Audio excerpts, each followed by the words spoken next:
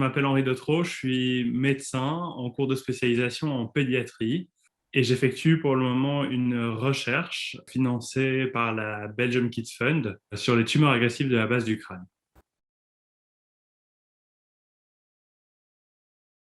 Donc cette recherche, elle consiste principalement à essayer de comprendre les différents mécanismes par lesquels ces tumeurs apparaissent, en particulier au niveau de la base du crâne chez les enfants, mais aussi en partie chez les adultes dans le cadre du projet de recherche.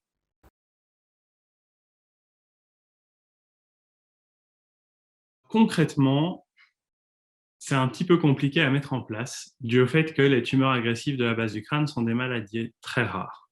Pourtant, euh, on a une série de patients atteints d'une tumeur agressive de la base du crâne qui ont permis qu'on puisse cohorter tous les échantillons de tumeurs au sein de l'unité génétique somatique à l'Institut Curie à Paris. Tout ça nous permet en fait d'avoir du coup un échantillon de tumeurs beaucoup plus grand sur lequel on peut tirer des conclusions beaucoup plus précises.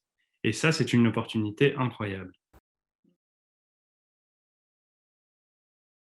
L'idée, en fait, c'est de rassembler un échantillon de tumeurs suffisamment grand pour que les résultats qu'on extrapole soient pertinents. Gros obstacles à franchir, et ça, il a été franchi, en fait, en rassemblant quasiment toutes les tumeurs agressives de la base du crâne d'Île-de-France et presque de France au sein de l'unité de génétique somatique à l'Institut Curie, et que toutes ces tumeurs soient accessibles à une analyse de séquençage génétique.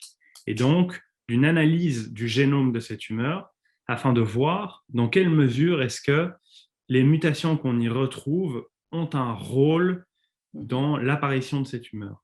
Et donc, ce qu'on va chercher, ce sont les variants pathogènes, en quelque sorte des petites mutations qui sont présentes dans ces tumeurs. Et donc, ces variants pathogènes, d'une part, nous permettent de mieux comprendre comment la tumeur est apparue, par quel chemin elle est passée pour arriver à l'état dans lequel elle se trouve aujourd'hui. Et puis à terme, potentiellement, ça nous ouvre des portes vers des plans de traitement. Tous les traitements locaux, que ce soit la chirurgie ou la radiothérapie, s'exposent au fait qu'on soit proche de structures nobles, que les voies d'accès soient compliquées et que donc potentiellement on expose ces enfants à des effets secondaires majeurs. Donc globalement, il est en fait urgent de trouver des pistes pour ouvrir des portes à de nouveaux traitements ou à de nouvelles façons de classifier ou d'appréhender ces maladies. Globalement, ce travail, ce qu'il a d'intéressant, c'est l'importante collaboration. D'une part, entre la médecine pédiatrique et la médecine adulte, mais d'autre part, entre les différentes équipes, que ce soit en France ou en Belgique et en particulier à l'UDERF, afin de rassembler un échantillon de tumeurs suffisant que pour pouvoir tirer des conclusions, alors que la maladie elle-même est extrêmement rare.